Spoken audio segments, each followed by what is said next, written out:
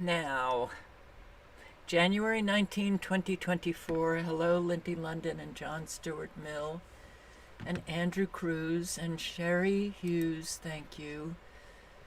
Thank you as always. Thank you.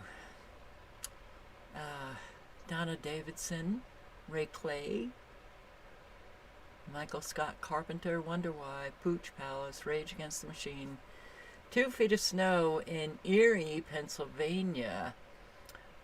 Was there a lockdown? Were you told you can't drive anywhere? Pooch Palace? Yeah.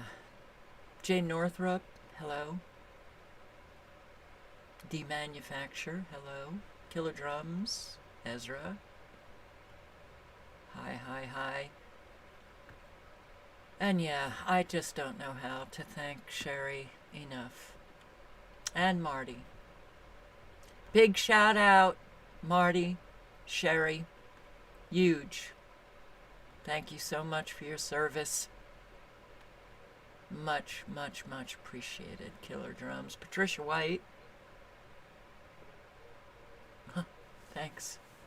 Silent Walk, The Hypocrite's Matrix, Brenda Rose. So we've got a lot to cover tonight. I'm going to try to cover it. Do the best that I can. Justin Wynn. Space Indian. Hello. If I have not, Denise Martinez. Hello. Hello. Okay. So, and I do want to say, and I probably should say this, I don't know, somewhere in the middle.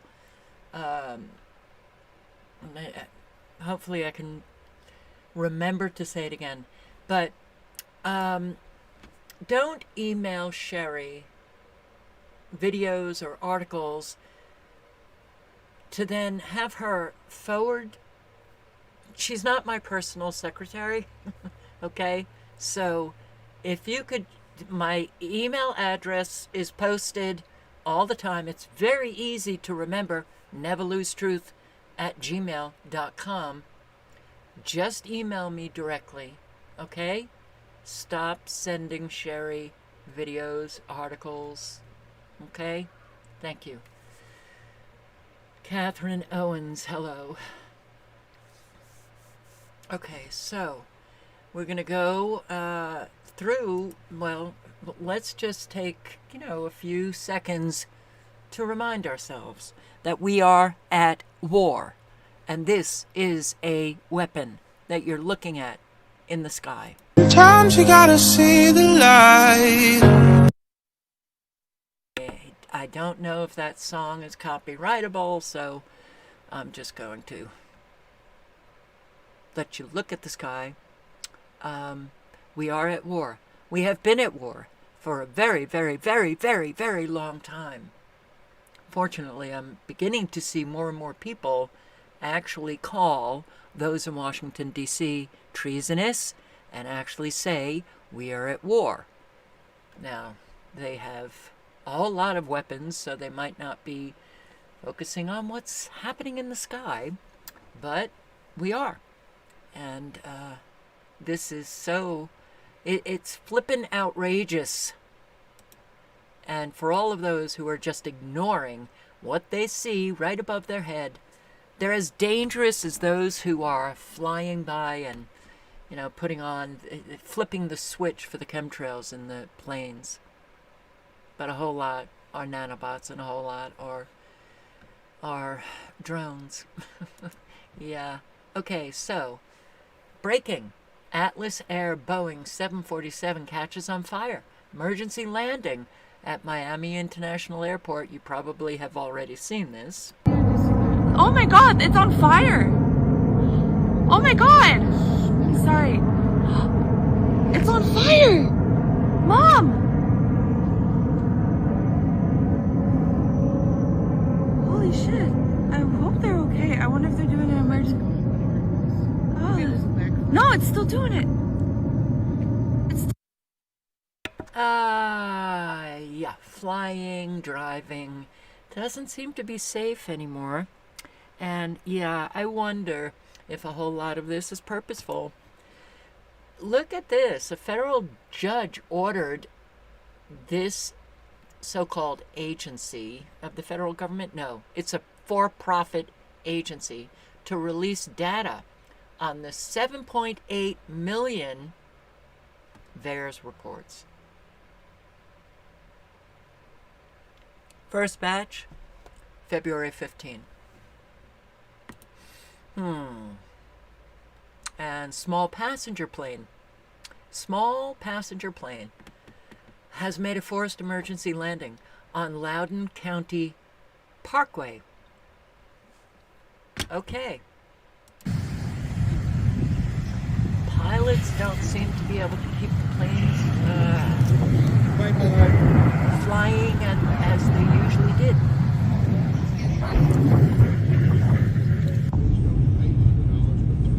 There is a whole fucking airplane in the road. No way. No way. Here, you do it. You get it out the window. No way.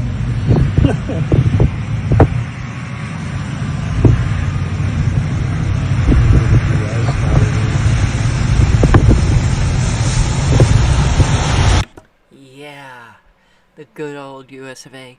Everything is breaking down. Nothing is getting better. Sorry to say that. I know there's an awful lot who like to hear the Hopi injection.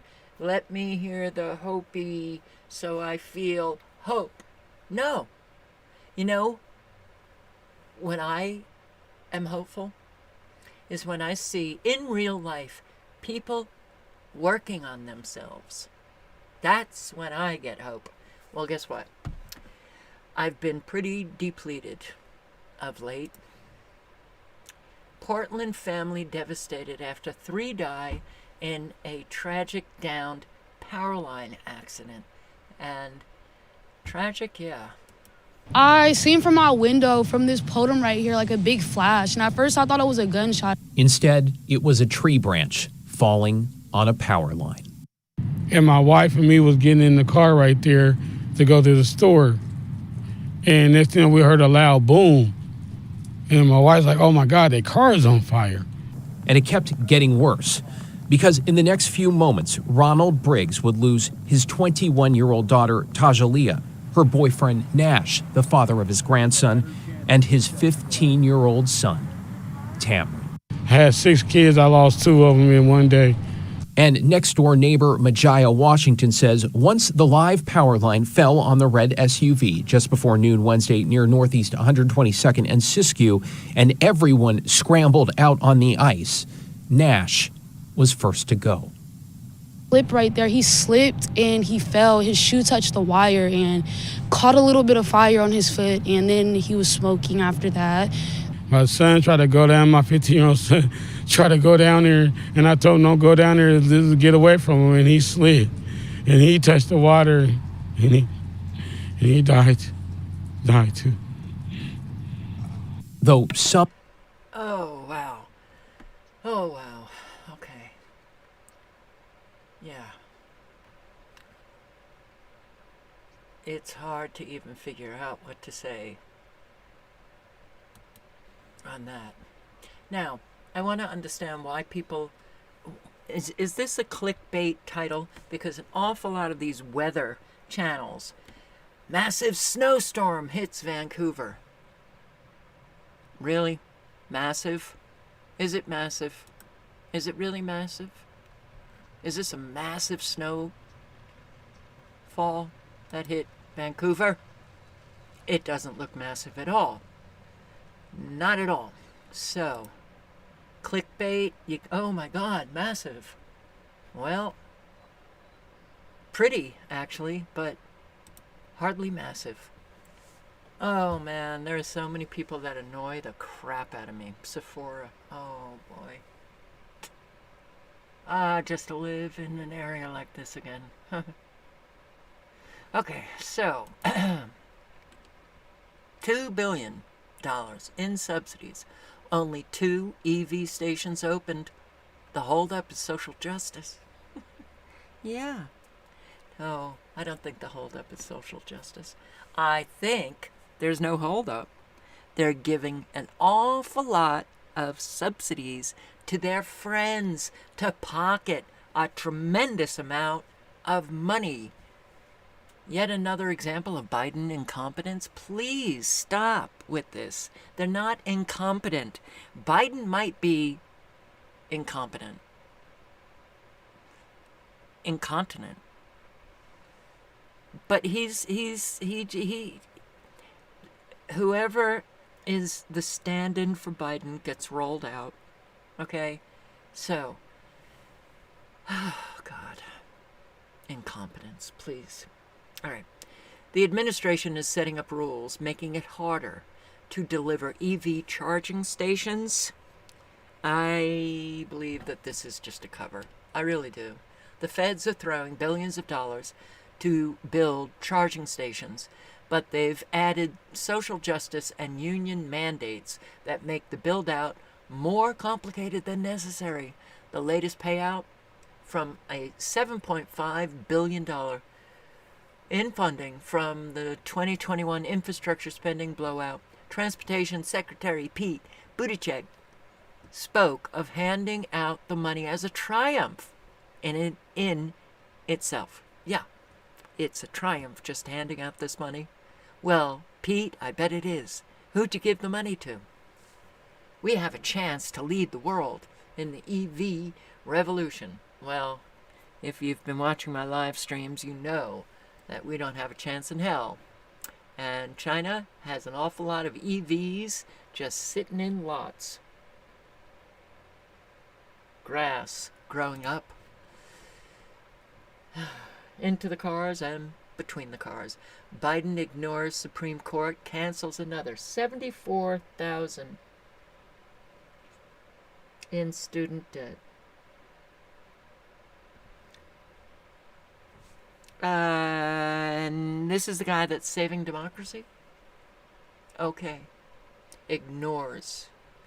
My administration is able to deliver relief to these borrowers and millions more because of fixes we made to broken student loan programs that were, but the broken student loan programs, so you just cancel all of those loans. That's the fix?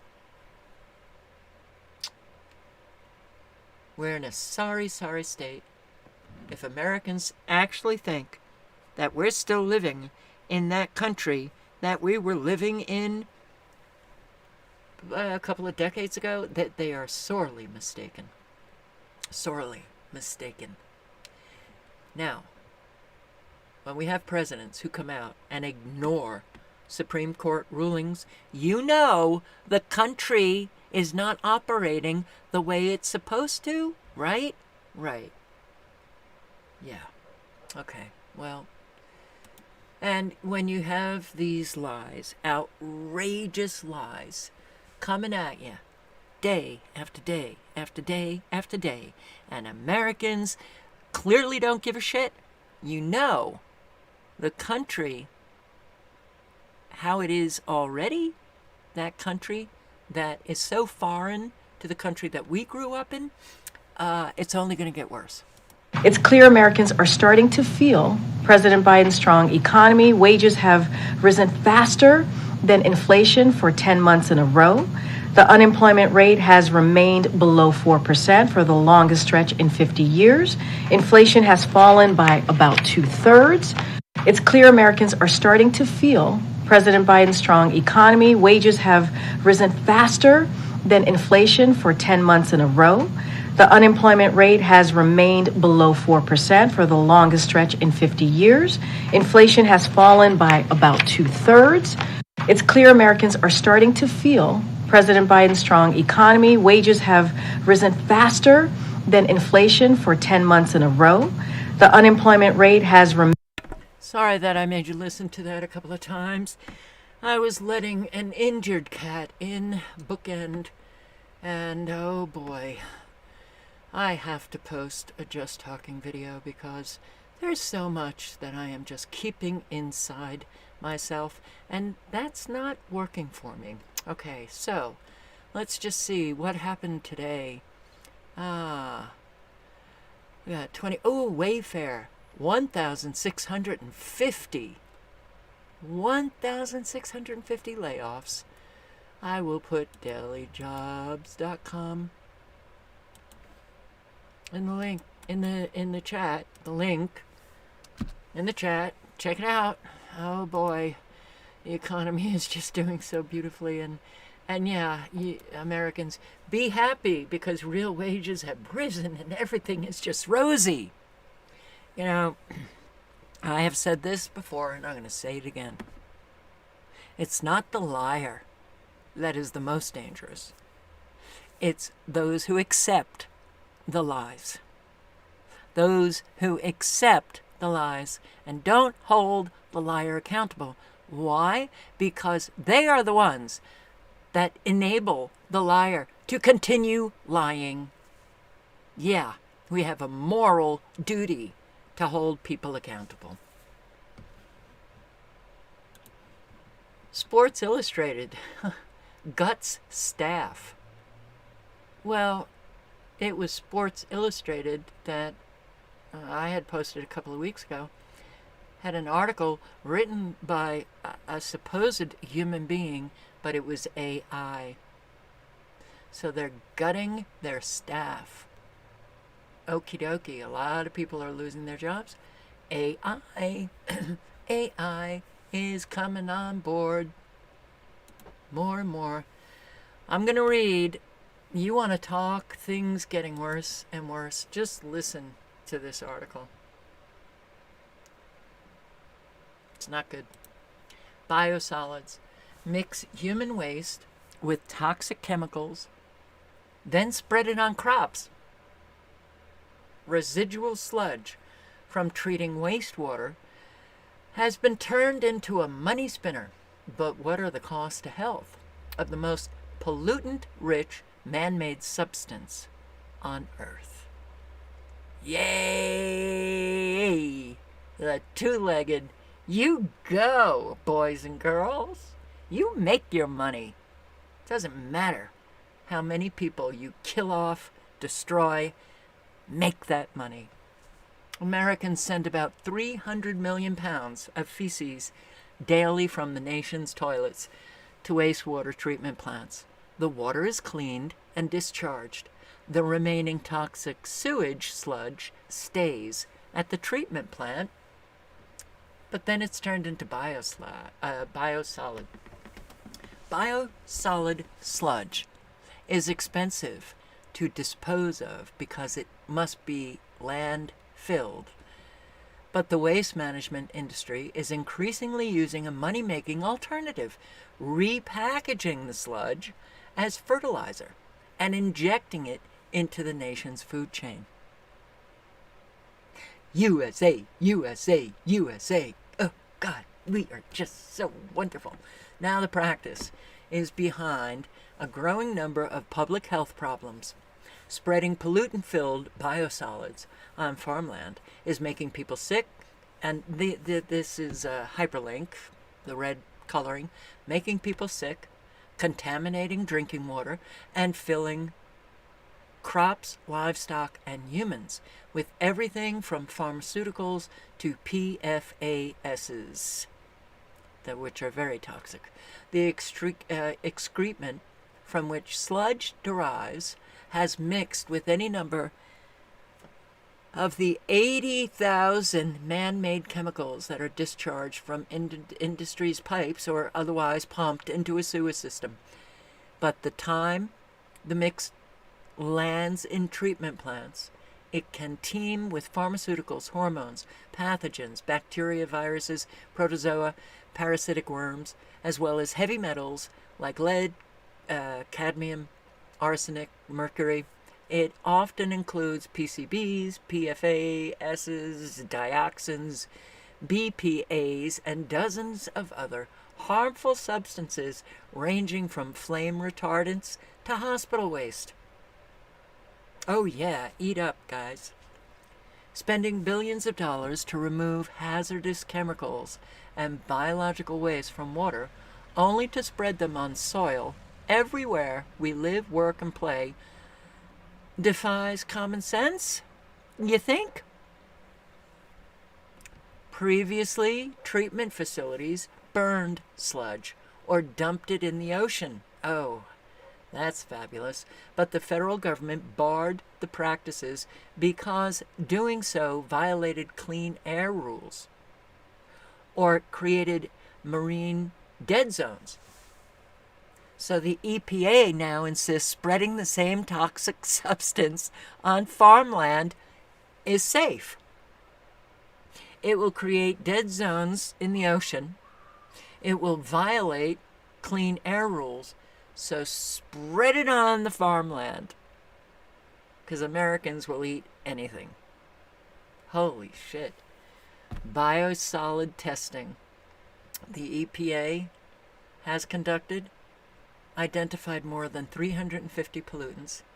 That includes 61 it classifies as acutely hazardous or priority pollutants. But the law requires only 9 of those to be removed. Moreover, the EPA and wastewater treatment plants don't test for or otherwise analyze most of the 80,000 man-made chemicals. Though regulators and industry don't know what's in biosolids, there's strong evidence that it can be dangerous. A University of North Carolina study found 75% of people living near farms that spread biosolids experienced health issues like burning eyes, nausea, vomiting, boils, rashes, while others have contracted MRSA, a penicillin-resistant superbug. In South Carolina, sludge containing high levels of carcinogenic PCBs was spread on cropland, and in Georgia, sludge killed cows. Biosolids are also thought to be partly responsible for toxic algae blooms in the Great Lakes and Florida, and biosolid treatment centers regularly pollute the air around them. Yay! Sewage sludge is behind a widening PFAS crisis that has contaminated farms in Maine, Michigan, Wisconsin, Alabama, Florida. PFAS, or forever chemicals, are linked to a range of serious health problems like cancer, thyroid disorders, immune disorders, and low birth weight. The chemicals are a product used to make non-stick or water-resistant products and are found in everything from raincoats to dental floss. Dental floss. To food packaging. Maine's testing of 44 fields sprayed with biosolids earlier this year consistently found alarming PFAS levels in the ground, in the cows, and farmers' blood, which forced one dairy farm to shut down. You know, it's so funny because you have these people in states who believe that their farms, we're getting our stuff from local farms. Do you know anything about the farm? They're finding kilograms of PFAS in sewage sludge when nanograms are harmful to humans, so you can't regulate it as a fertilizer. Still, state governments continue to allow biosolids to be spread on farmland or sold in compost. In Michigan, an environmental official recently said the state won't test for PFAS in milk because it doesn't want to put farmers out of business. The Sahara Club's Great Lakes manager noted that Michigan doesn't have PFAS standards, so that makes it impossible to regulate. As of now, states aren't testing for most of the thousands of chemicals known to be in sludge beyond PFAS, creating tension in some rural communities as farmers who use it pollute watersheds, contaminate neighbors' wells, or sicken neighbors. A farmer with land in Michigan and Ohio told The Guardian biosolid dust from an adjacent field had coated his home and crops in the substance.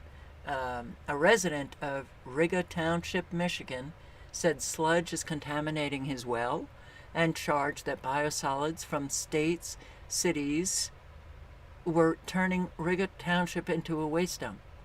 When you put heavy metals, PFAS, plastics, pharmaceuticals, and all that in the soil, sooner or later it gets toxic, and you can't wish that stuff away.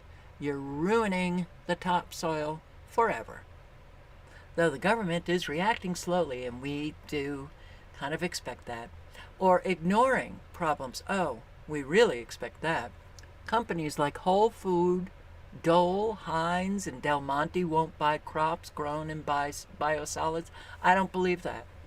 I don't. Did somebody call these companies and just get someone to say, oh no, we don't buy foods from biosolids, because so many farms are using it? Switzerland, Netherlands, and other countries have banned it. Still, the wastewater industry has strongly denied that health issues exist and regularly calls any contrary evidence anecdotal. Well, that's how we roll. That is definitely how we roll here. Despite sludge's chemical makeup, the wastewater industry bills biosolids as green, even sells it as organic fertilizer in stores like Walmart and Lowe's, though packaging doesn't indicate that it's composed of human and industrial waste. Ah, doesn't that sound fabulous? God is in control, really? God is in control always, which means God is responsible for the mess that we live, for the nightmare that we live, for all the suffering that the two-leggeds and the four-leggeds and Earth itself is experiencing. God? It's not my God. Not my God. Over 500,000 beds recalled because they can collapse.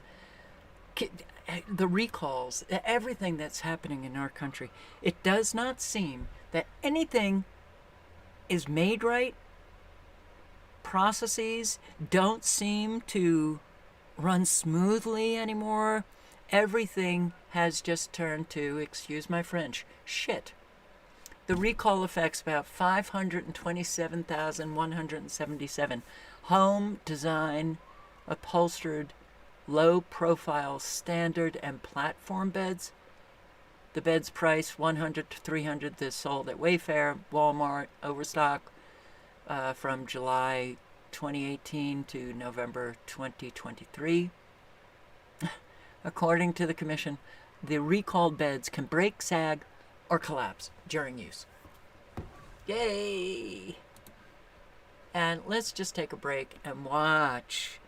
Border Collies, though the dog I always had was the German Shepherd. Border Collies, there's a reason why they are number one in intelligence, canine intelligence, but woof. Check this out. Pink, the Border Collie, handled by Jennifer Crank from Pickerington, Ohio. Pink wants to get the party started tonight. That is it. Not here. Get it. Come. Sit. Stay. Stay. Okay. Get it. Jennifer making sure Pink's in that contact zone. Jennifer's up ahead right there. Look at Pink fly. You can't stay ahead of Pink for too long. Stay. Good job. Look at the extension Pink is doing on these jumps. Just beautiful. Nice extension all the way around. Pink's ahead of the pace. Through the weak pulse. Just stay smooth and clean. Phenomenal job. And Pink will win it. By 2 seconds. That was just sheer beauty. Wow. That's pretty... That was nice to watch. I don't like the show dogs, but doing this with dogs, they love it. You gotta work a border collie forever because they have the energy that needs to be worked. Good job, Pink. All right. So, getting back to how wonderful our life is here, a Utah woman warns others after car catches fire after an oil change. Warning others tonight, be careful where you get your oil change. She believes a potential car shop mistake actually led to the car bursting into flames as she drove on the highway. News specialist Lauren Steinbrecher is live to explain what happened and why the woman is so devastated by the aftermath. Deanie and Mike, this woman said it wasn't until a bystander ran up to her that she popped the hood. The engine was on fire. She didn't even know until it was almost too late. Lara Hopkinson watches how her new year started. I didn't really have it together. Her car caught fire January 2nd in the middle of nowhere, Wyoming in the dark as she made the several-hour drive back from visiting her dad and brothers.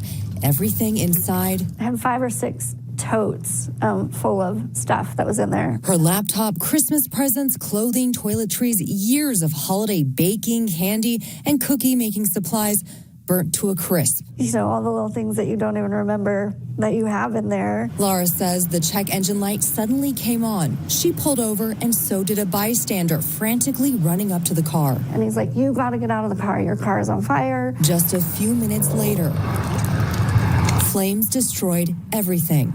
Not Electric vehicles catching on fire. Now, you have to check your car after you have an oil change. It's... All right. In the 1969, Dr. Day, giving his lecture, Dr. Day, a New World Order insider, giving his lecture about what would be occurring in the United States in the following decades from 1969 forward, said, no more security. Americans would lose their security. Not social security, not only financial security, but all security. And this man, electric vehicle owner in Chicago, God. I had the tow truck to bring me here this morning. I was at 5 people in front of me. Sat here, my vehicle was like almost on empty, no charge. We got people sitting in line right now who actually, their charge, the EV is actually disabled because they can't even make it pull up to the machine. And the charging stations at this Evergreen Park public charging port are full, so full that some EVs ran out of juice before they could get to the machines. It's terrible. It's like I could be out there, be driving and everything in the cold, but instead I gotta wait. And it's a waiting game, it's a waiting game, it's a waiting game, and it's terrible. Gary and Rob are learning a hard lesson about EVs in the extreme cold. They just don't go as far as they usually do. Absolutely. In EVs that I've driven, I've seen anywhere from a 10% to a 30% drop, depending on how cold it is. And the colder it gets, the worse that drop is. Patrick Olson tests EVs and other cars as the editor-in-chief at Carfax.com. Even when I test them, week in and week out, I have to think ahead about how far am I going to go and how much do I want to risk it. Making matters worse, EVs take longer to charge the colder it is outside. You have to come up here, wait 2 hours to get on the charger. They tell you the chargers are fast. It takes 2 hours to charge your car. So here in this Evergreen Park parking lot with temperatures in the single digits, there are dozens of EVs sitting in the cold waiting for a chance to be charged. Buy it. Biden. That rebate, or I think it's $7,500. That's also a scam. You don't get that.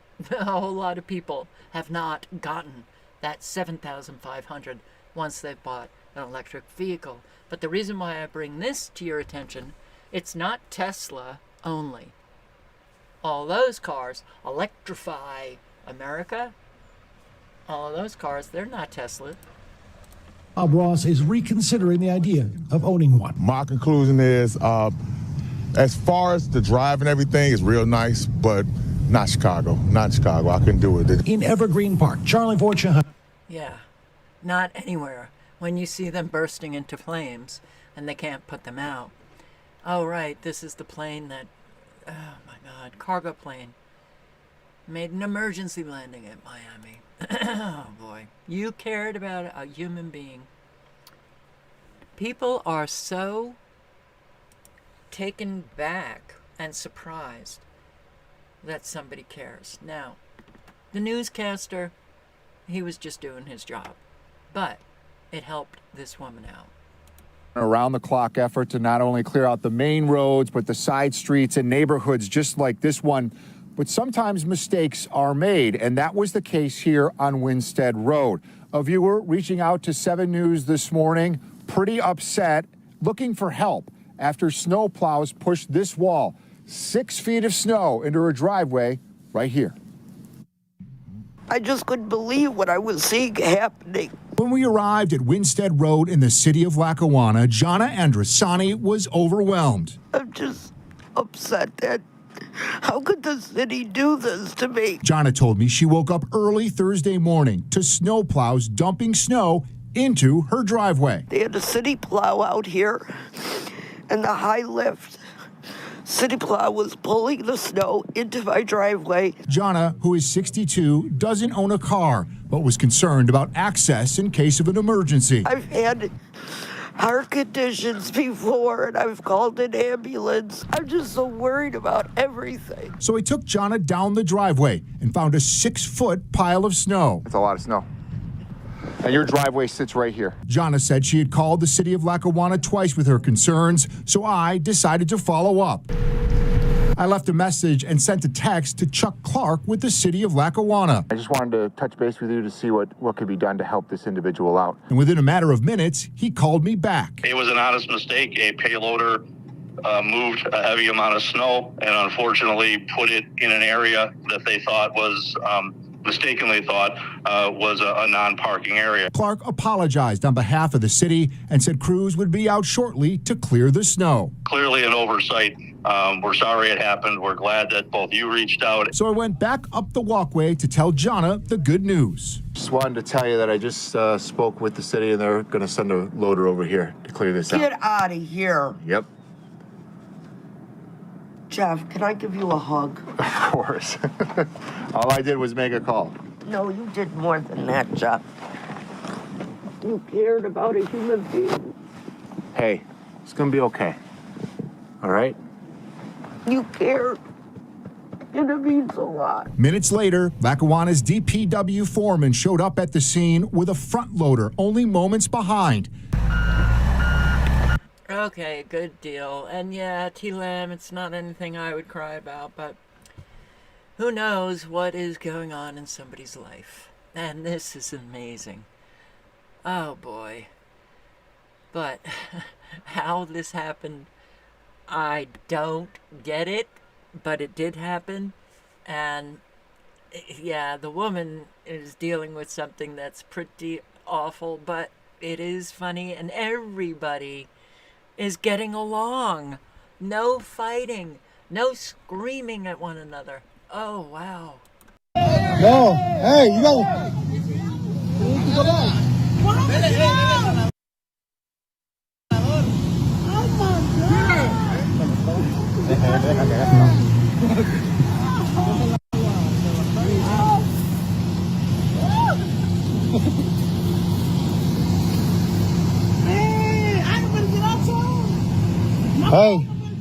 Hey, I advise you to go rinse your feet off with the water because you're gonna get concrete burns on your feet. Go to the truck.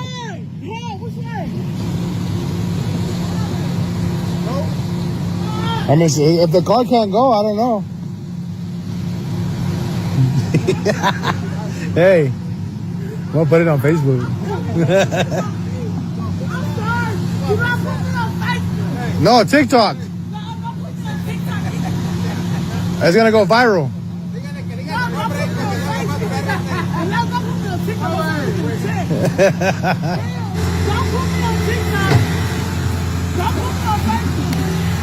You bet. Hey.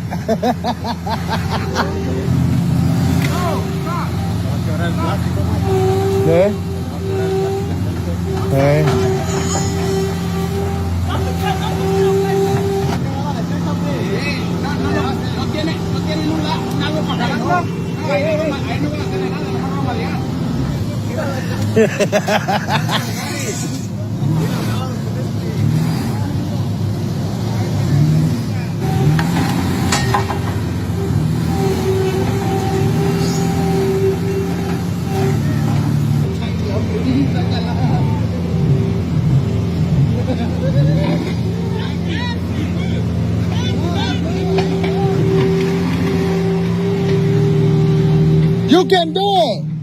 Oh, you gotta wash your feet because that's gonna burn your legs. Yeah. I'm gonna go right to the shower. That's gonna get concrete burns. So. I won't. Hey, the headline's gonna say how not to drive in North Omaha.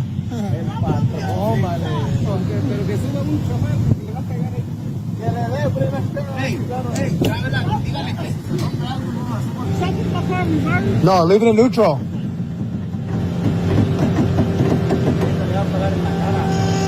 De lado, Pri, de lado, para que no te pegue el strap. Go reverse.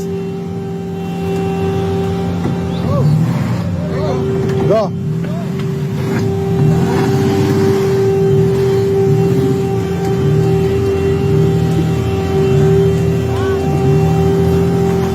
Okay. How did she do that?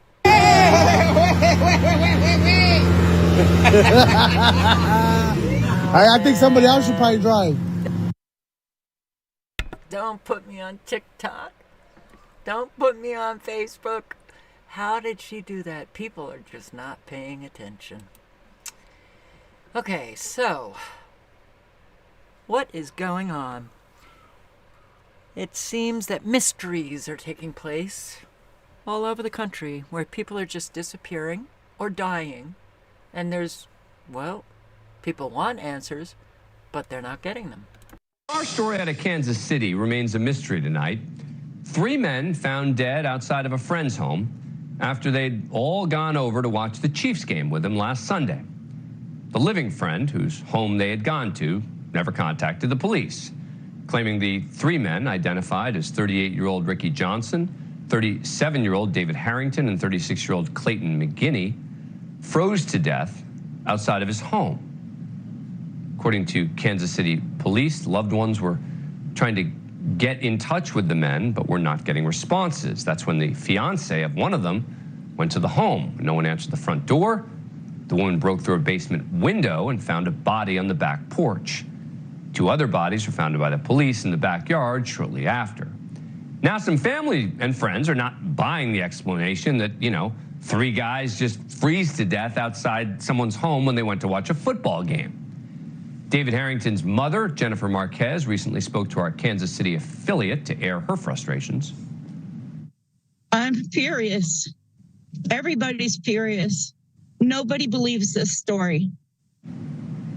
Friends of the 3 men also took to social media to air their anger. One friend saying, "This man was inside his home alive, while my friends were dead in his yard for Lord knows how long. They were all hanging out since after the game Sunday. He knew people were looking for them. He read messages of people searching for him on Tuesday. My husband banged on his door for 20 minutes.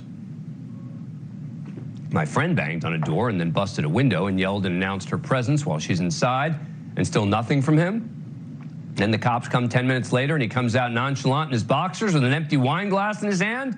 Nothing is adding up. Dave, Clay, and Ricky need and deserve justice. They didn't deserve this." And police say no foul play. Okie dokie. What the hell is going on? Life has become very strange. And wow. This. Cops kicked dying man out of ambulance. Sir, it's a wrap. Looks like they want you out. I couldn't breathe. They want you out, sir. No No fight at this time. We tried to help, We're just trying to get him but out. the way that you got in here and the way that you just jumped at us, that was no. All right, sir. Come on. way of Come on. somebody asking for help. No games. Get out. I'm getting out. Thank you.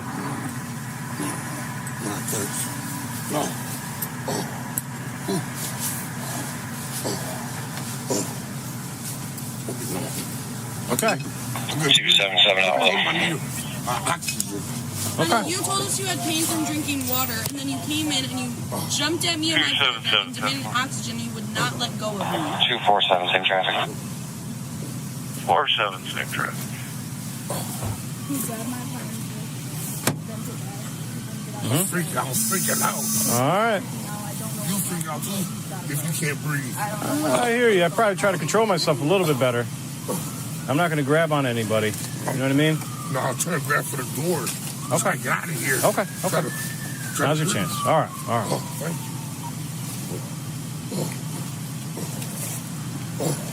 Is that all you guys want, though? Then just out? All right. 277, we should be set for cars. You just grab that yellow handle right there, and that should help you out. 277, all set for cars. Did you take me to the hospital, man? No. We tried to take you, but honey, that was unacceptable. There was no reason for that. There was no issue. There's a yellow handle right next to you. All right, or not.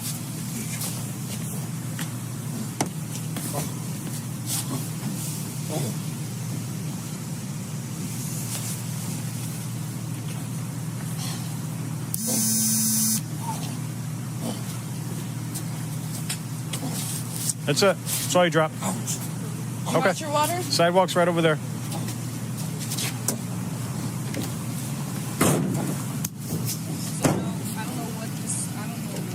Because he's freaking out. I don't know what's wrong with him, but he's got to go.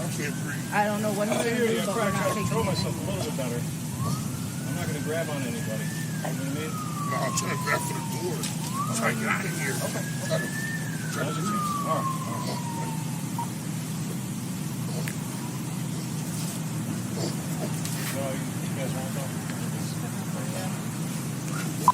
277. We should be set for cars. 277, all set for cars.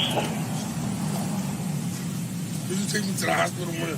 No. We tried to take you, but honey, that was unacceptable. There was no reason for that. There was no issue. There's a yellow handle right next to you. All right, or not.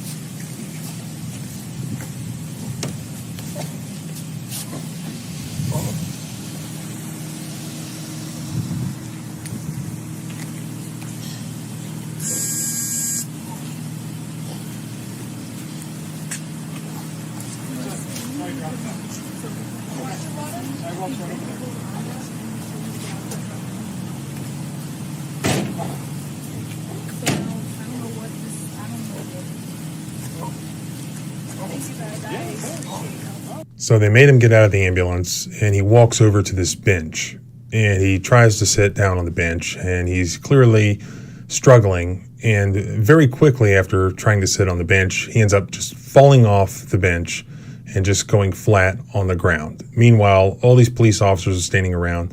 All of these medical personnel are standing around. And eventually, what's like a minute or two, they observe that he's on the ground, and they start to go over to him and finally begin to give him some medical assistance. Is that blood or is that? That's blood. Oh, I don't know what the hell happened. He was laying on the ground. I'm gonna find out now. Okay. Bye. Boss. Oh. All right. I grabbed your phone. Let's roll him over. What happened? Just like started to lie down. Oh my god. Grab my monitor. Is your car locked? It's unlocked. Monitor and drug box. Here's what we know at this point. We know that police were called to the ambulance to address some type of situation. We also know that the police were there to hold this medical scene. And I can tell you that even though this was not a police incident, because we are not getting information from AMR as of yet, although we have issued a letter and we have subpoenaed records. We are asking our professional standards service from the police department to also help with this investigation, because even though this was a medical scene, there are always lessons to be learned. Okay, so there is an investigation going on. Obviously, mistakes were made. The man died. Yeah. Something's very wrong. Something's very wrong with the two-legged. Here. Providence, Milwaukee, under investigation after patient dies. A lot of unanswered questions. So we submitted a Freedom of Information request to the Milwaukee Police as part of our investigation. On Friday, police body cam footage from the incident was released in response to that request. And the footage brings to light some disturbing details. And today we learned that the Oregon Health Authority has launched an official investigation with potentially devastating consequences for the hospital. A warning, some of the images in this story are tough to watch. When police arrived at Providence Hospital on the night of December 12th, they found Jean DeCamps nearly unresponsive, laying on a gurney in the emergency room. Hey, Gene. Hey, Gene, can you hear me? Can you look at me, buddy? The hospital had called Milwaukee police after discharging DeCamps. There's no medical reason for him to be here anymore. And it's all behavioral. Yeah, 100% behavioral. But police were skeptical of whether they were the right ones to be handling the situation. I don't think the jail's going to take it. It's not really a medical problem. It's malingering. It's not really a police problem. Yeah, it's not a police problem either. No, it's not. It's a community problem. The officers made the decision to transport DeCamps to the Unity Center for Behavioral Health. But when they arrived, they found him unresponsive and without a pulse. They took him out of the car and began CPR. But it was too late. DeCamps had died. In the mid. Wow. Wow, something's very wrong. It's not a medical condition. It's not a medical condition.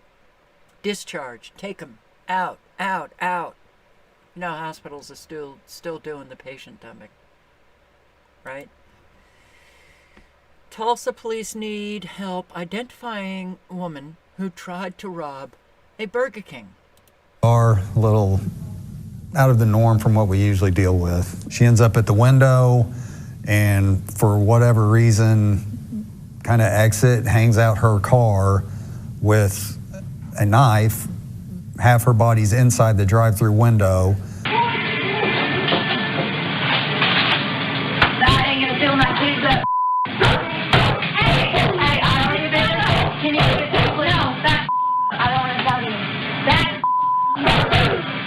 The knife actually has what looks like a sheath on it still. Like you said, weird. The fact that she had a weapon, but it was covered. Yeah. Bizarre, weird. People are acting in ways that we have not seen before. And for all of you who leave the comments saying, well, I'm seeing something in all of these videos that are very common, meaning that it's black people doing all of this. You are so wrong, so wrong, so wrong. You know, yeah. Insane comes in all colors of skin. Just does. Violence comes in all colors of skin. Here, and, you know, I bring these videos to your attention because I do say awareness, awareness, awareness. Make sure that you're very aware. Make sure that when you pull into a gas station and you are filling up, that you shut your car off and you take your keys, you put them in your pocket while you're filling your car up. Otherwise, somebody might jump in that car and drive it away. Hood, a man casually strolls across the front of this Northside Shell station. This was around 2 Thursday afternoon, broad daylight with multiple drivers at the North Avenue and LaSalle station pumps. He stops and lingers a few feet back. Finally, he darts at the car he desires, dives in the driver's seat, and speeds off as the owner scrambles in disbelief. With the key fob still inside, her Porsche Macan is gone in a split second. In a split second. Double trouble at Tim's. This is in Oshawa, in Toronto, or somewhere in Canada. This famous Tim Hortons location on Simcoe Street in Oshawa, for the very first time, no longer has in-store dining. Now, for one day they were closed altogether, and now the dining room is closed. And the reason why, there has been so much drug activity here, so much violence, concern for the staff, that the management of this Tim Hortons has decided it's just not worth it. So the dining room is closed, and people can go through the drive-thru if they want coffee, or they can go to the takeout counter. The washrooms are also closed. And who can blame them?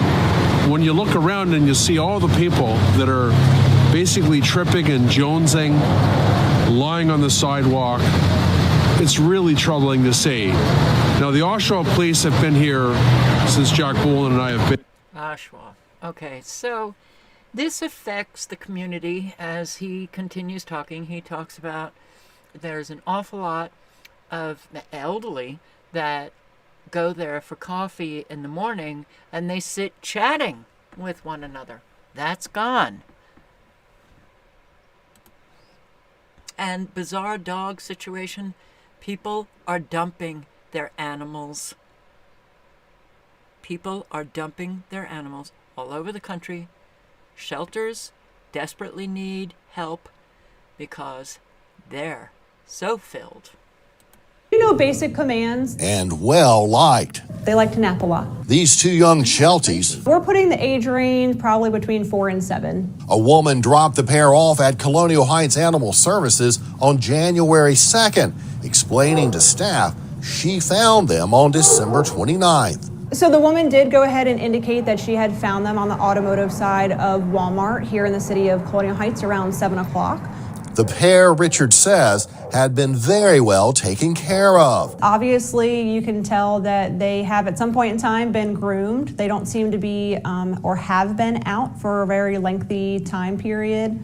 To try and find the owner, Animal Services turned to social media. We've had thousands of shares. Amanda says there has been about 3,000 shares across multiple social media platforms aimed specifically at dog lovers. And there lies the concern. I do think it's a little bizarre that no one has come forward and identified the pair. It's a little bit more strange that not a single person at this point has either called with really any decent lead or messaged us in any capacity, or at this point, given the time frame, other family members that of the people that may own them might have come forward and recognized them. What's going on? Well, you would have thought that maybe neighbors or somebody, this is in Virginia, that somebody would have seen the social media post and at least said, oh, I know those dogs. No one. So somebody may have driven them from afar and dumped them.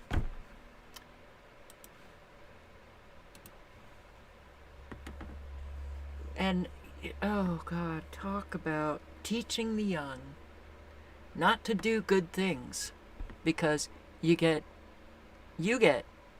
to suffer the consequences of doing something good. The Indianapolis teen who helped a co-worker who had been shot has now been fired. So we first brought you Drew Gardner's story on Wednesday. That's after he provided first aid to one of his co-workers after he was shot in the head at a Beech Grove KFC. Well, 2 days later, he tells us his general manager let him go. Our Chase Howe sat back down with him to find out why he was punished rather than being rewarded. Chase? 17-year-old Drew Gardner won't be working his shift Saturday at this KFC on South Emerson Avenue, or anyone after that for that matter. Gardner says he was fired after speaking out about his act of heroism after one of his co-workers was shot while on the job. It was just on Wednesday night when Drew Gardner was all smiles after potentially saving his co-worker's life. Now he's sitting on his couch, wondering why he no longer has a job. I was a bit bummed out because I considered most of those people, they're my friends. But I feel like, I don't know, it just feel like a bit like a betrayal in a sense. It was at the KFC in Beech Grove where police say Gardner's colleague was shot in the head by a former employee Tuesday. And it wasn't until Thursday afternoon when Gardner's mom drove by the restaurant and saw that it had reopened. When I went in there, I did approach her to talk privately in the back to kind of go over some things about what happened. She refused to go in the back. We had to do it in the lobby in front of customers. It did get heated between her and I. Questions were not answered.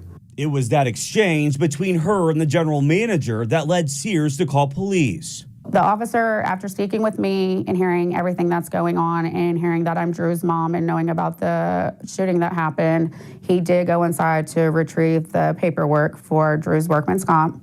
He came out, he said, unfortunately, she wanted me to communicate to you that your son is no longer needed here and this is considered trespassing for you. Although Gardner says he's disappointed that he was let go from his job, he believes he did the right thing. Like, I feel like a life is worth more than a job. So I'd rather lose my job than have him die. And at this hour... Yeah. Okie dokie. Don't even know what to say anymore. I really don't.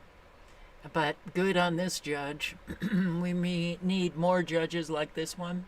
For sexual gratification, you violated a 4-year-old and a 6-year-old. This court is so sick and tired of seeing adults ruin and abuse children.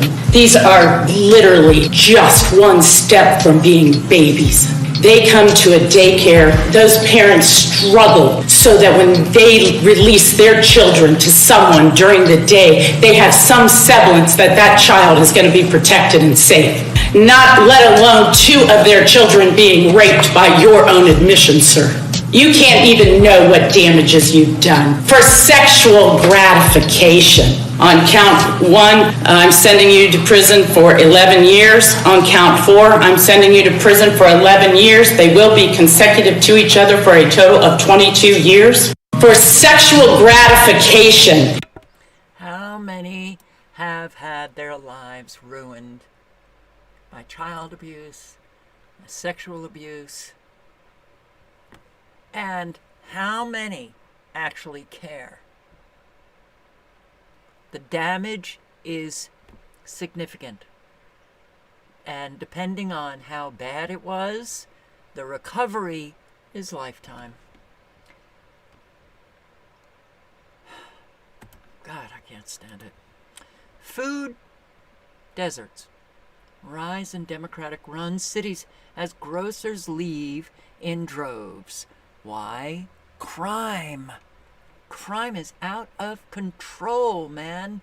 Crime is not falling at all in leftist-run cities, even though the Democrats claim that. They're lying. Oh, what a surprise.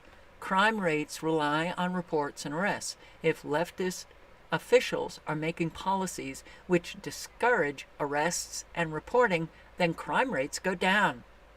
Hey, magic bullet. Changes in the way data is being collated by the FBI during the COVID years, many major cities are not actually required to provide full crime rate information until 2024 or 2025, and quite a few are taking advantage, at least 30%. San Francisco will not be reporting complete crime stats until 2025, so they get to say crime has gone down, which is patently, blatantly, outrageously false. Once this dynamic of corruption is understood, it becomes clear why so many grocers and retailers are uprooting their stores and leaving. It's no longer profitable to stay because Democrat city governments have chosen criminals over business. And that is true. But it's crime. You know, I mean, look at the crime in Texas. There are Republican states that have high crime rates as well. And here, oh boy, unbelievable. They just said at the World Economic Forum that biometric data, digital ID will be good. It'll be good because they can check who has been shot up. Why? Because in order to open an account, you need to have an ID.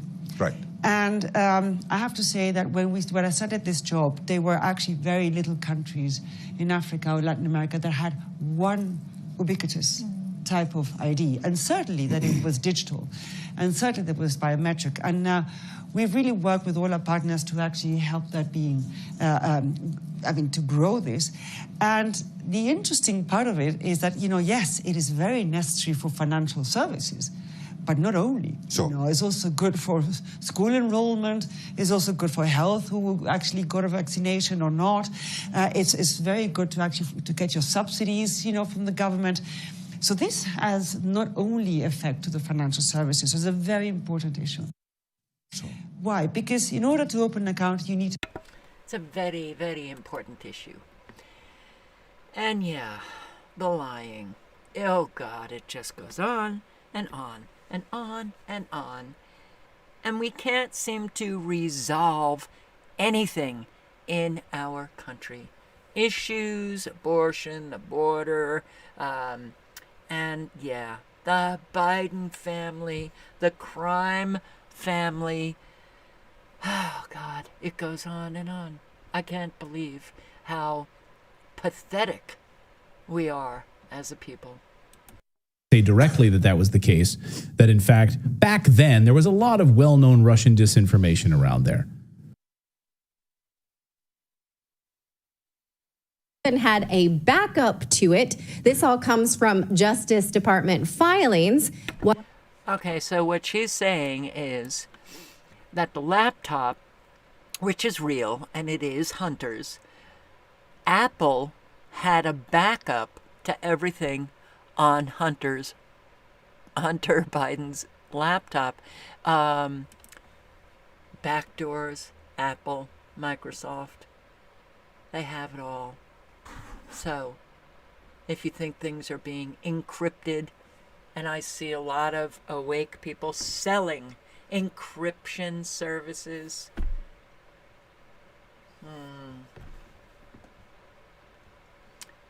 it's all collected, it's all saved. Well, more proof that the Hunter Biden laptop is real, it's authentic, and the Justice Department knew it all along. They had it. Before that, they even had a backup to it. This all comes from Justice Department filings. While we await apologies, the silence is loud. Here are some people that maybe I'd like an apology from. President Biden, who called the story Russian disinformation. We're going to bring you footage of that just to jog your memory. The media that said that the story was Russian disinformation. Twitter, or X, which censored the story. Facebook, which censored the story. Mark Zuckerberg, I would love an apology from him. Liberals who willfully ignored it and attacked the whistleblowers who have kept this investigation going. I have a long list. I have a list of people, just one person on that list. Apologize, please.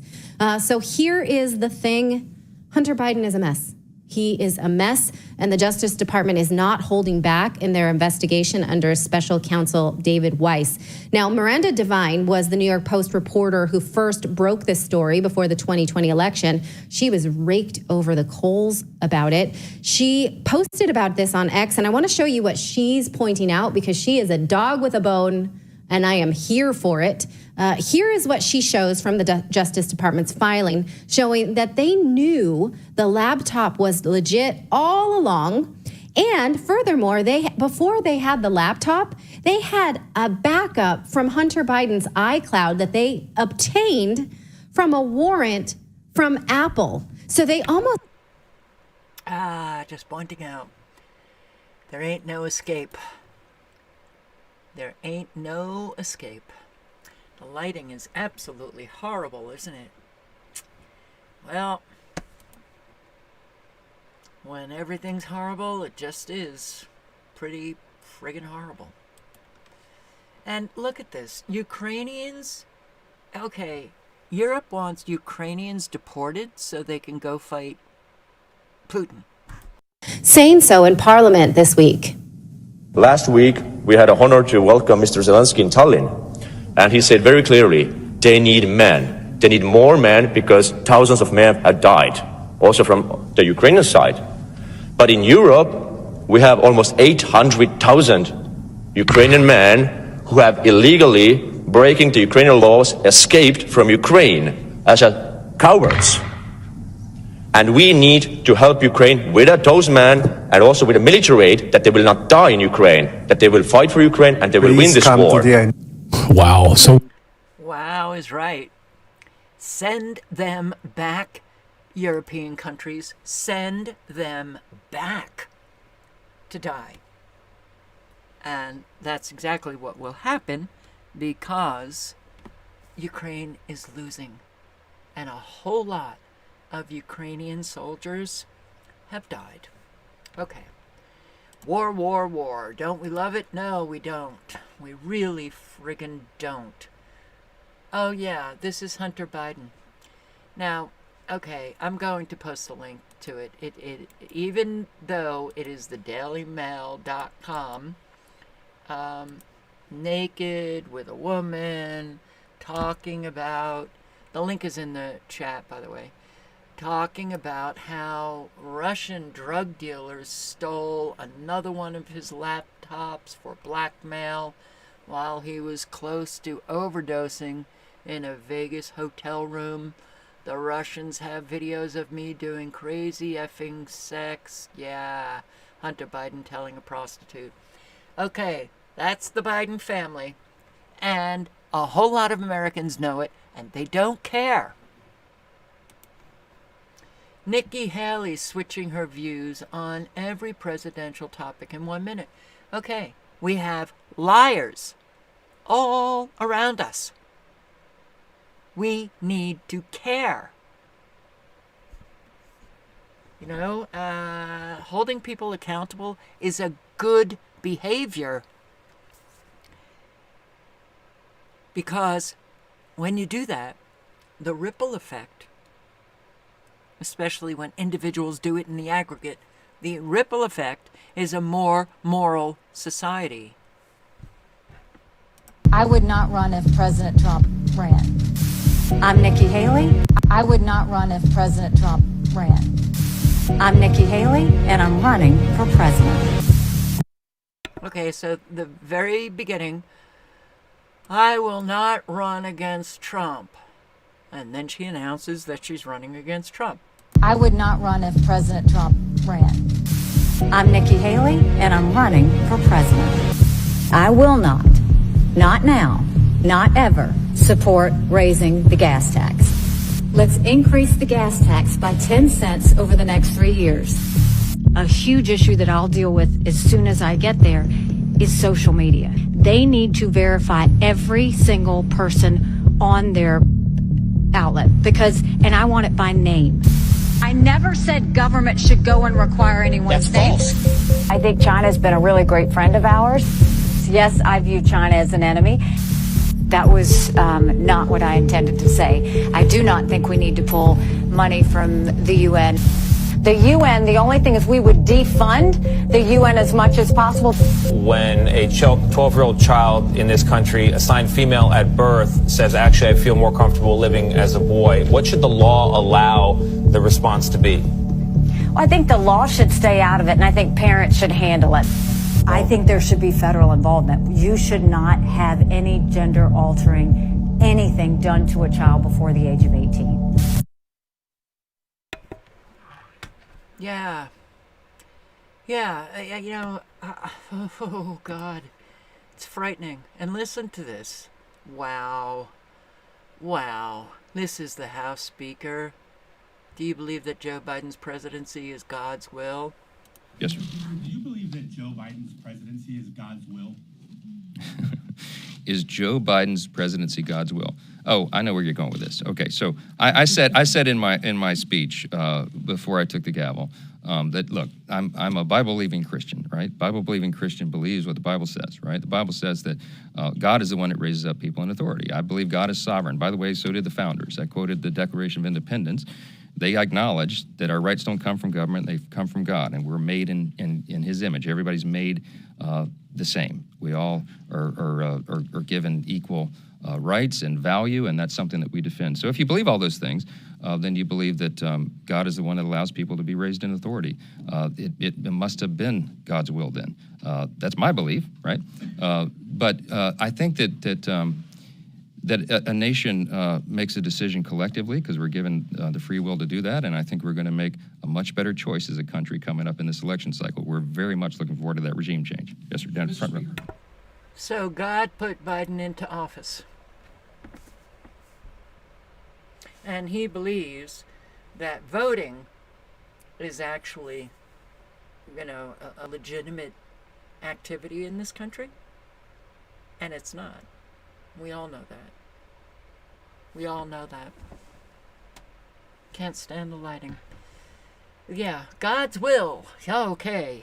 Evangelical Christian. It's also God's will that the IDF in Israel kill off all Palestinians. God's will. That's what God's want. That's what He wants. We're not playing politics at this. We're demanding real, transformative policy change because that's what the American people need and deserve, and that they're demanding as well. House Republicans are standing on that line. I will tell the president that today. I've been saying it consistently since the moment I was handed this gavel, and that's never changed. Okay. Isn't it God's will that the border is open? Isn't it God's will that the economy is now being so trashed that isn't it God's will that elderly are being put on the street?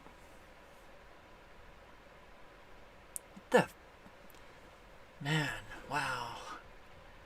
My comment to this is why people think that Christians, especially the evangelical Christians, are delusional.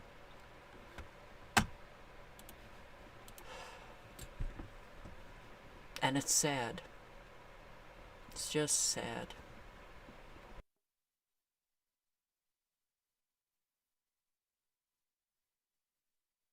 God's will still pouring in.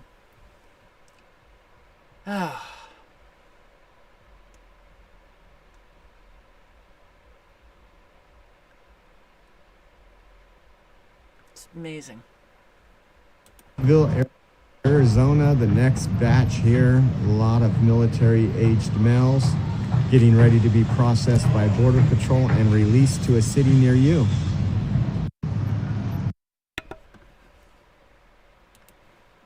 Lukeville, Arizona, coming in.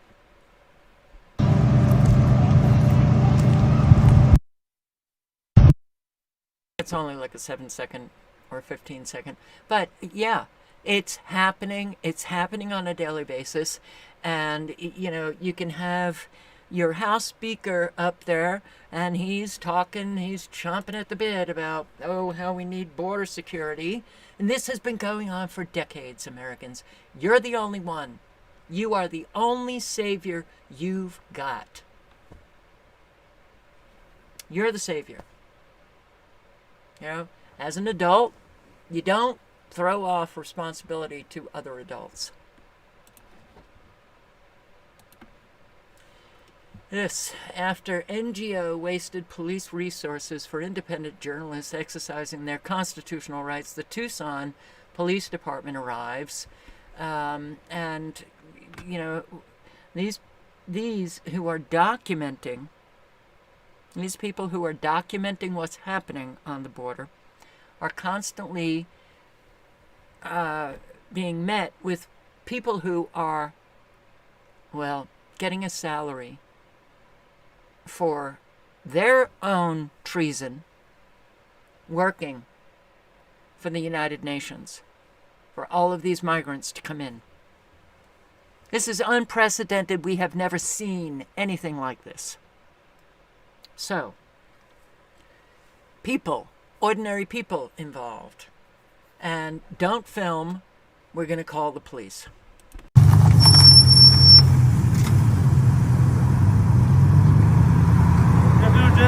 How you doing, sir? Not bad. So I'm Officer Garcia, Tucson Police. So I just want to let you know, I get what you're doing, whatever, okay? It's not illegal to record, okay? But you have to be careful about being on their property. Never okay? step foot on their property. We understand the I know, laws. I guess there was some incidents, I guess, that happened earlier this morning. I don't know if it involved you guys. Didn't involve us. I guess somebody was on driveway, stuff like that. So I just want to give you a warning. Please stay off the property. It's okay to record if you want. It's probably just best be over here because we don't know where the actual property line ends. Yeah, there's a sidewalk here. There's an easement. We understand laws. Okay. Yeah. And listen to this. Oh, wow. Legal and orderly way. Thank you. My time has expired. Lady yields. Chair recognizes a leader on this issue, Mr. Biggs from Arizona. Thanks, Mr. Chairman. Mr. Byer, how many individuals on the terrorist security data set have actually entered the United States since President Biden took office? A couple hundred. No. That's the number that we've actually interdicted. How many have come in? Do you know? You don't know, do you? Do you? I know how many people Border Patrol has arrested. You don't know how many have entered, though, do you? Come on, let's be honest. I don't know. You don't know. I don't know.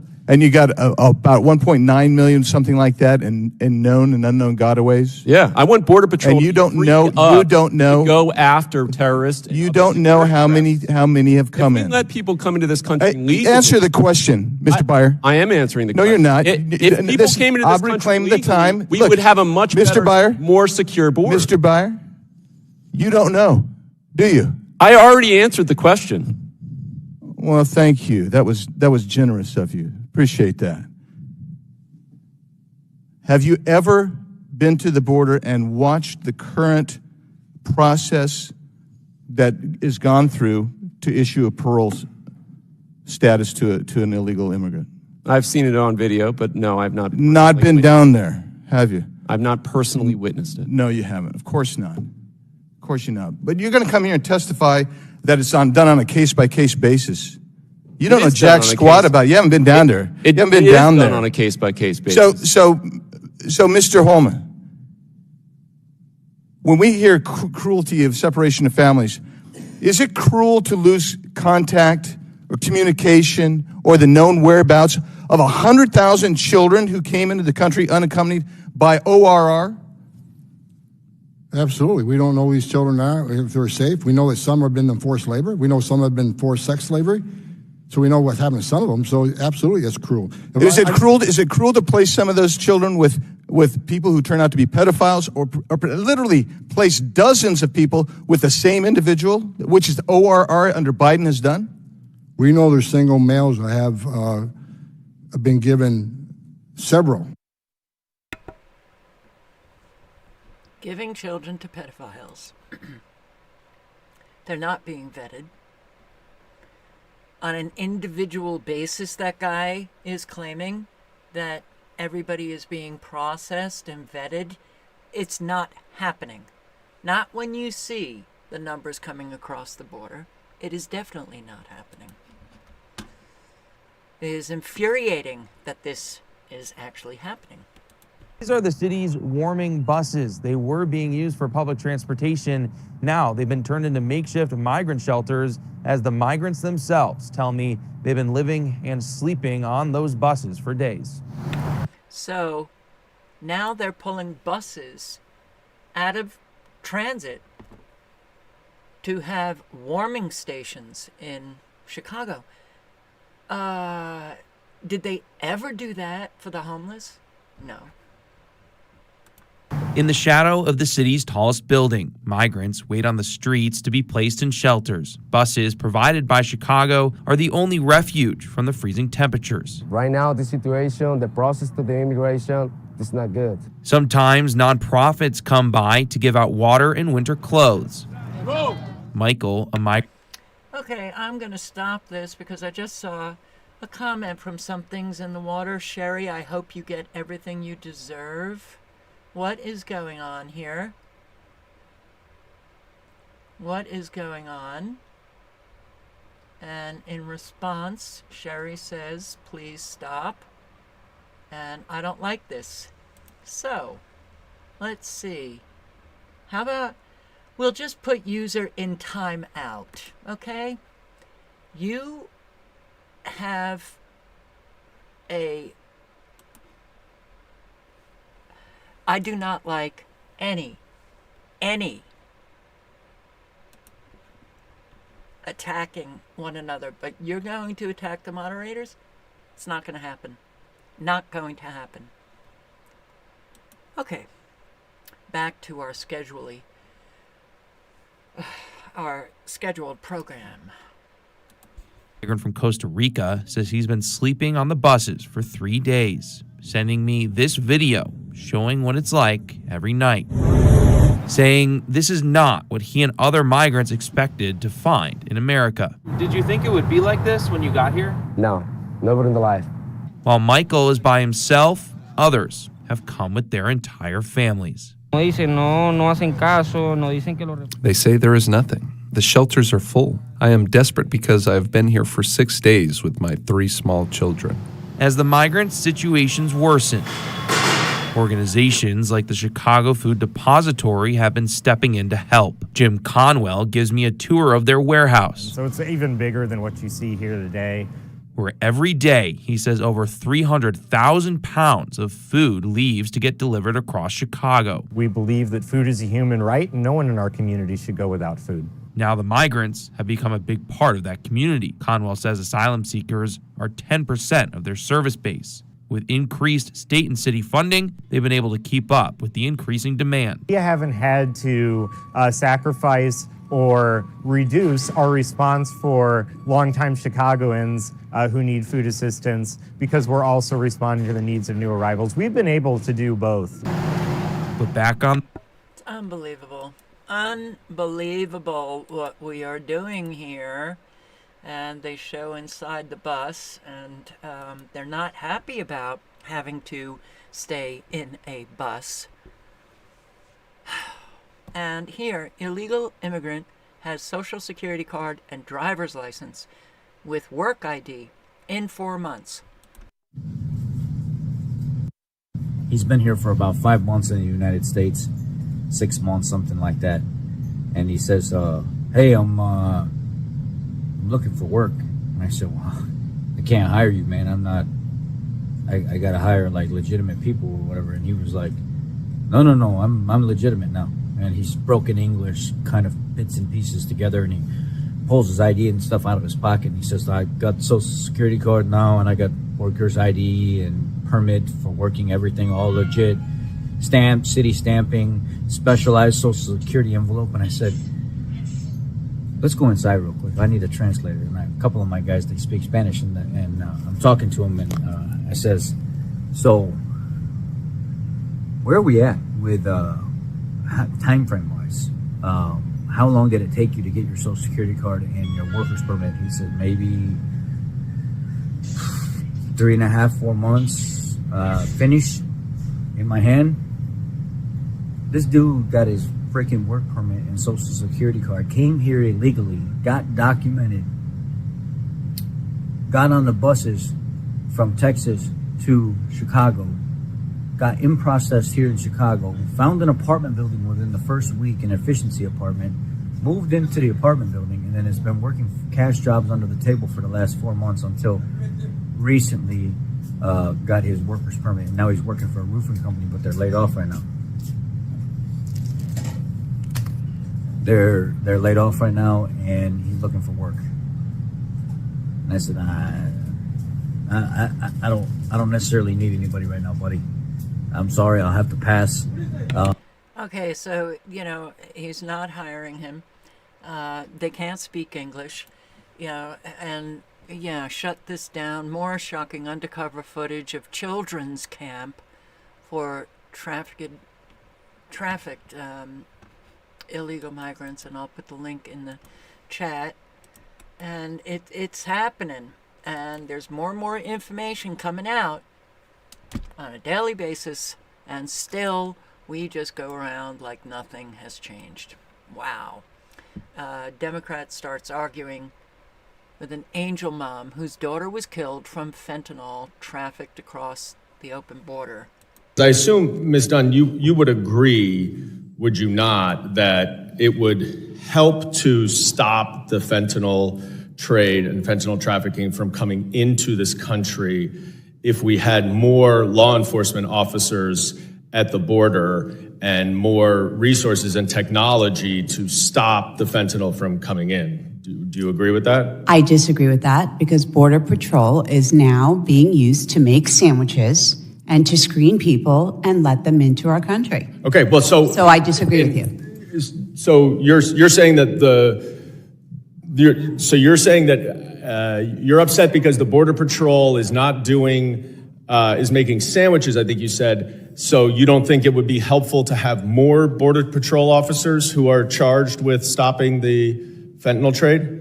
I would like the Border Patrol to be able to do the job that they were hired to do. Well, every Border Patrol officer that I have spoken to has told me that their hands are tied by this administration and Mr. Mayorkas. I've been to the border, sir. Have you? Have you? Excuse me. I'm asking the question. I'm just wondering. And More funding. That's what they need. More funding. As if that is actually going to do anything. No, it will not. And she says, we don't need more Border Patrol. We need our military at the border. Shut down the border. Yes, she's absolutely right on. Biden administration has repeatedly claimed the border is closed, the border is secure. All lies. Americans know it, but we just go on like nothing is happening. And here, a Democrat, we're working nonstop. Now, I have been working nonstop with my colleagues in both chambers to keep this process moving as quickly as we possibly can so that we can write and pass the strongest possible funding bills. Passing this measure will allow us the time we need to hammer out those funding bills for fiscal year 24 after many months of needless delays. I think we all want this to be drama-free and reliable process. So I hope House Republicans will work with us to make that possible now too, which means leaving extreme partisan demands at the door. Oh, shut up. I hear myself saying to an awful lot, just shut up already. Just please. Can we have some sanity? Enforce immigration law.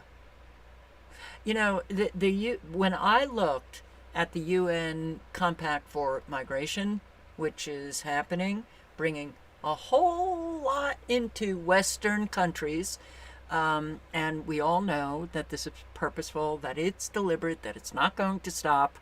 And yeah, it's the Democrats, it's the Republicans. This is an issue. My entire life, it's been an issue. But it became really more and more of an issue as the decades continued on. Nothing ever gets done because it's purposeful. Okay, we know that. But for these people to get up there, we're working nonstop, and if the Republicans wouldn't just be so, would put their extremist issues aside, wow, it just blows your friggin' mind.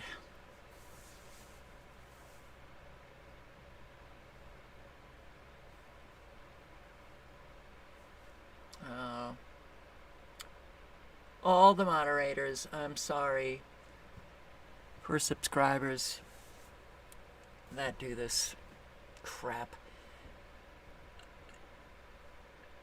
Americans they need to want to live in a society that's sane and healthy. The only way that they can get that is to do the work on themselves to get sane and healthy. And moral. Yeah. It's not a complicated issue to know what's right and what's wrong. Adults know. But they don't care. That's not good because that's destroying us. And yes, here we have Texas and the fight with the federal government and the huge change in procedure in Eagle Pass. Texas is now immediately arresting the migrants if they cross the razor wire in Shelby Park. For years, migrants could walk right in. But now, because of Abbott, they're being arrested just like all of them and processed and released. Is Texas just going to fill up all of their prisons? Are they going to start deporting instead of putting them on a bus where Abbott gets kickbacks from his buddies who's getting $5,000 every time an individual walks on that bus and shipped to Denver, to Chicago, to New York? They're not going to be shipped, so we're going to start seeing flights out of Texas with illegal migrants. Are they going to get deported? No. And they're not going to be filling up their jails with illegal migrants. So everything that we see, the state of Texas fighting the federal government, it's all staged. It's all staged. And I can't stand it. And look, I mean, woo, here we've got, this is in Britain.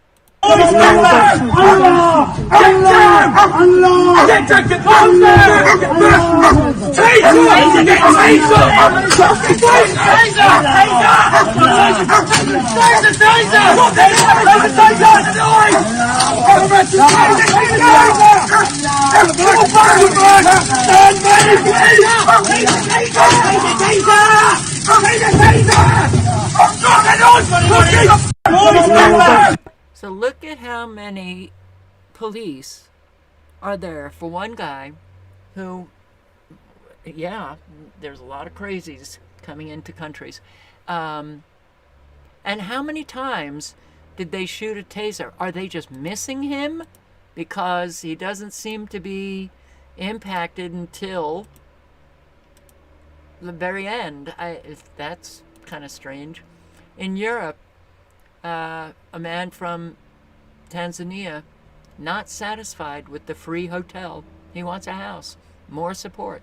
I'm happy in the hotel, and I'm not happy in this whole situation about Home Office, because Home Office they send me message to grant me about accommodation and support, but they didn't give me enough support. Some people may say that if you're unhappy with the food, you're unhappy with the accommodation, why don't you return to Tanzania? Because Tanzania is a safe country. So when I go back to home country, I'm gonna die. I'm happy in the hotel, and I'm not happy in this whole situation about Home Office, because Home Office they send me message to grant.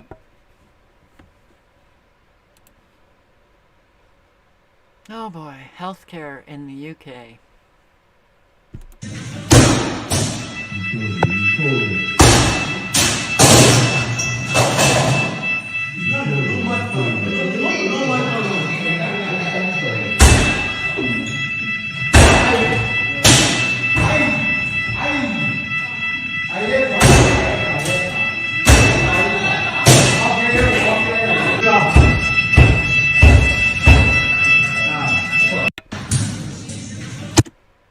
I guess he's pretty mad.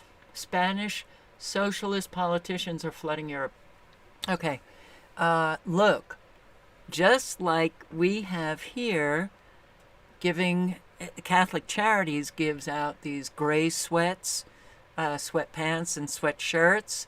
Look at all of these guys who are just coming into, where is this? I think it's in Spain, but, oh yeah, Spanish. And, oh wow, they've got gray sweatshirts and they're all wearing these black jackets. Yes, they get clothing, they get shelter, they get medical care, they get education, they get. What are the people getting? The actual citizens in these countries. They're getting destroyed. Ellos quieren ser entre 15 y 30 años. Ellos quieren ser. Claro, sí, Ana, cualquier. You see how many? military-aged men, all wearing the same uniform. And all the way in the back, a whole other group. And here in Britain. Fucking hell, that's struck. Dude, stop it. Stop it, okay? Stop it. Stop it, man. Stop it. Stop it, you fucking hell, man. No. Stop it. Stop it. Fucking hell.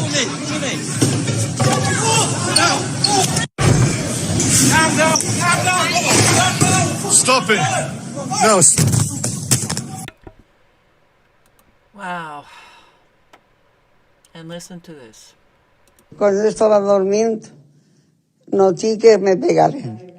Y me desperté y comenzaron a pegarme puñales a la cara, hacia el brazo, tomé un ferito. Y volvía, parlava, no parlava. ¿Dónde me fea que...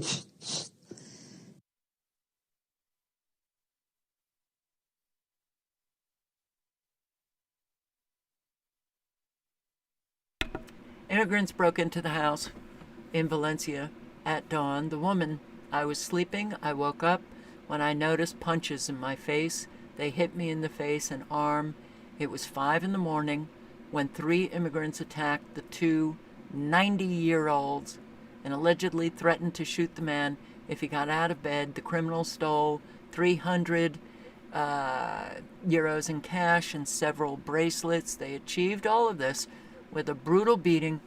The man said they threw me on the bed and beat me, leaving me with 2 broken ribs. Both have several broken ribs and several wounds on their faces and bodies. Yay! Bring them on in. Y se anduveron todo lo que pudieran. Me feren lo que volgueren, a mi me agarraren, me xitaren en el llit i me pegaren la paliza que hi porta 2 costelles trencades. Cuando yo estaba durmiendo, noté... Unbelievable. Illegal immigrants in Ireland complain about free accommodation because they find it not very comfortable. I thought they were fleeing persecution from their war-torn countries, fleeing for their life. This is the house. The electricity is burning. And here, and I want to show you also this place here. This is the room. Look at the wall. Look at the bed. I want to show you this as well. Look, the bed inside, the corner, and back here, and here as well. Look at the wall. And I will show you outside where is the bathroom is now. Wait a minute, let me open. Come here, show me. Let me show you up here. I want to show you what I have here exactly up. There is people living here and here, but they say this is social room. This is not social room. This is store. Look. Look at this. Look at this bathroom. No one can live in here. It's like store. It's store. I will show you the dryer as well. Okay. I'll post the link if you want to listen to this guy for another minute. Same is going on here. I mean, I don't... What they're hearing in their own countries is come on down. Come on down. Free accommodation. We'll give you money. We'll give you this. We'll give you that. And then they get here and they have the free accommodation, but they're not happy about it. Who do we blame here? Do we blame the United Nations? Yes. The NGOs? Yes. In other countries? Spewing all of the lies to these people who then come and are betrayed, but we are betrayed. Everybody's betrayed.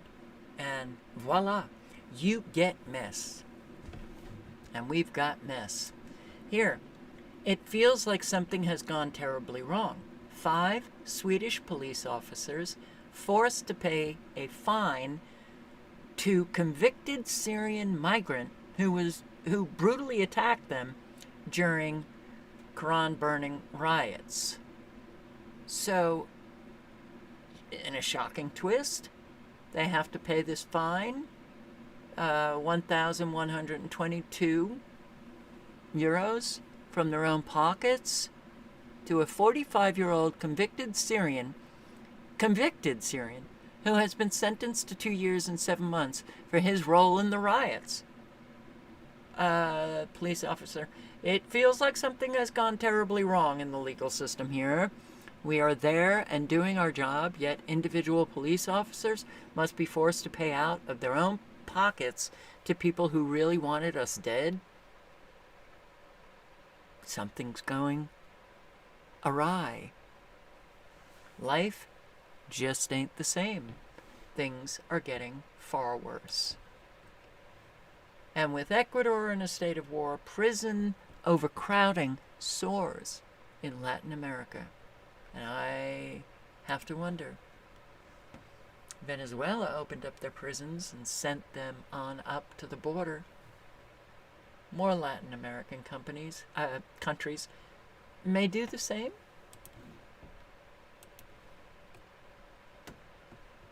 China is buying up U.S. farmland, but just how much?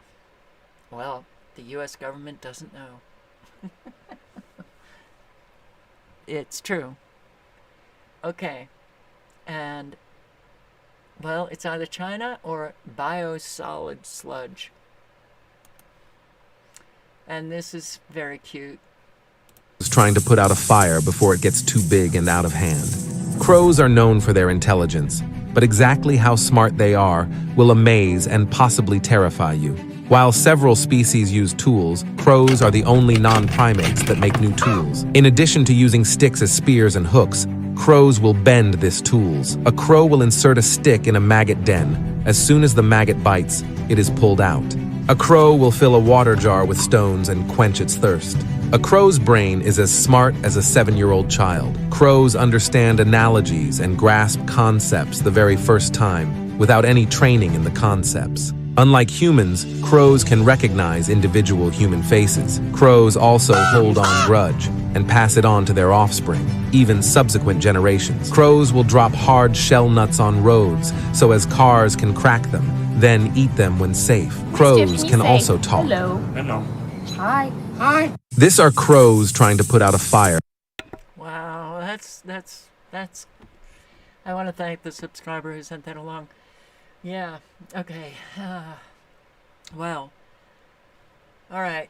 Got through 2 windows, and I may do this tomorrow morning or afternoon. We've got an awful lot of war going on. Middle East, spreading. Yeah, not good. It's not good, not good, not good. So,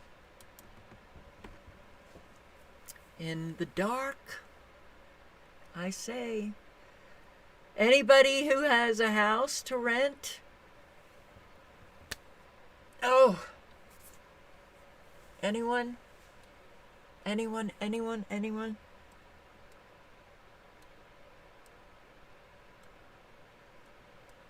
Oof. I have to do a just talking with a few details too, for you to understand my situation. And I will tell you it's not good. And when I look at the amount of suffering going on, you know, when you experience it yourself, it's hard not to care. It's hard not to see the evil take over and sure hope that experience is not necessary for everybody to see it, but I think it is for a lot of people. So, what we need to do, and I absolutely do believe that it is our adult responsibility, is to grow. Grow up, grow, and, I've seen it. I've been around it. A whole lot of people who believe that they're spiritual or they believe they're this or that, and they don't do squat. Nothing. Nothing. I don't want to hear it anymore. I don't want to read it anymore. I have to see it. I have to see people growing. Doing what is the correct thing to do. The right thing to do. And one of those is that you get out into your community and you help those in need. You go to the animal shelters, you go to, the homeless shelters, you donate, you do whatever it is that you can. You live honestly and you speak honestly. Paramount. It is. We talk about the lying coming from the politicians and the mainstream media reporters and the CEOs and et cetera, okay? What about the lying that goes on with the ordinary people, which I frankly think is far more dangerous and far more important that we heal that to establish trust. Because when you don't have trust, a whole lot of people who do need help don't know where to go. And, trust is essential not only to a healthy society, but surviving. Surviving. Yeah. So,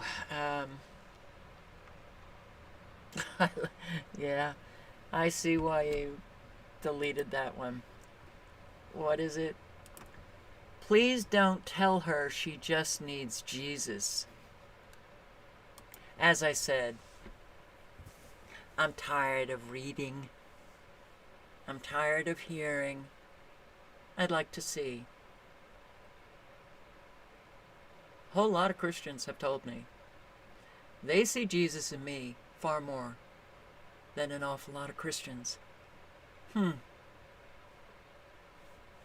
What's that about? So, awareness. An awful lot is happening in gas stations and in people's driveways and people's homes. Out and about. Situational awareness surrounding that who's behind you, what's going on around you, and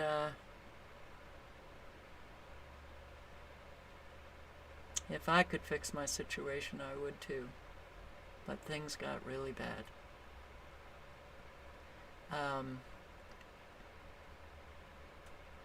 And the awareness of your own self. Because if you don't have that, you can get yourself into a lot of trouble by mouthing off to somebody who you may not be able to read the body language and the facial expressions and hear the tone of voice, and you're not getting how, that person can snap. So it's very important to know your own self. To know what you say, how you say it, what you're going to do.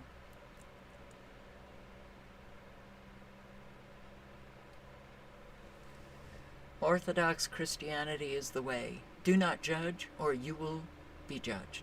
That's not what the Bible says. What does it say? Take the log out of your own eye before you judge somebody. Correct your own self before you could possibly have righteous judgment.